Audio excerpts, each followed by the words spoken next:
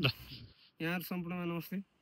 हामी चाहिँ अहिले ट्याक्क समय तल देख्न सकिन्छ, त्यो चाहिँ दुध ताल हो। दुधको जस्तै कलर देख्न सकिन्छ भने यो तालको नाम चाहिँ एक्ज्याक्टली थाहा भएन।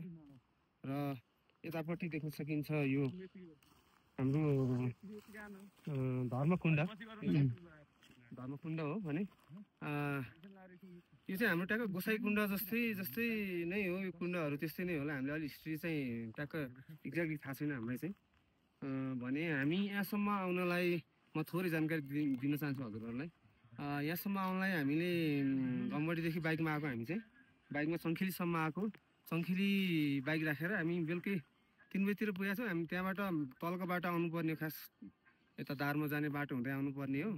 त्यो बाटो भित्र आउनुपर्ने उयो रहेछ। हामी चाहिँ माथिबाट आएर अलिक दुःख पायौँ हामीले चाहिँ। हामी त्यो पहिलो दिन चाहिँ हामी त्यही माथि डाँडामा बस्यौँ, जहाँबाट गम्बडी देखिन्छ त्यहीँ बस्यौँ भने नेक्स्ट डे हामीले चाहिँ फेरि टेन्ट बोकेर आएको थियौँ। टेन्ट, खानेकुराहरू, ड्राई फ्रुट अनि सबै बोकेर आएको थियौँ। जो हामीलाई सजिलो भयो।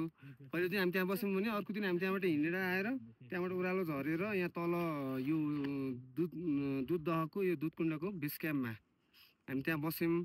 हाम्रो सेकेन्ड नाइट त्यहाँ भयो भने हामी त्यहाँबाट आज तेस्रो दिन भयो हाम्रो। त्यहाँबाट मर्निङमा हामी हिँडेर बिहान 7:30 बजी हिँडेको भने हामी त अहिले झन्डै 12 बज्यो यहाँ आइपुगेका छौँ। यो ठाउँ चाहिँ एकदम निकै रमणीय छ, देख्न सक्नुहुन्छ हजुरहरूले दृश्यमा। निकै रमणीय, वरपर हिउँहरू पनि अलिअलि अब परिचय चाहिँ हिउँ लाग्न सुरु भएको छ यहाँ चाहिँ। अब भने एकदम रमणीय ठाउँ छ। सबैजना यो अहिलेसम्म एक्सप्लोर नगरेर छ कसैले पनि। यहाँ प्राय कोही टुरिस्टहरू इधर उधर नआएर, मान्छेहरू धेरै बाक्लो उपस्थित नभएर यो छायामा परेको देख्न सकिन्छ। यति राम्रो ठाउँ छ हेर्नु। फोक्सुन्डो, धाराताल जस्तै यो पनि एउटा ताल नै हो हेर्नु। एकदम जनहरू पनि मिस्टिरियस भ्यूहरू दामी छ। सबैजना एकपटक आएर एक्सप्लोर गरिदिनु हुन म अनुरोध गर्दछु। यो चाहिँ हाम्रो मुगु जिल्लाको यता सङ्खिलीभन्दा माथि पर्छ। Thank you.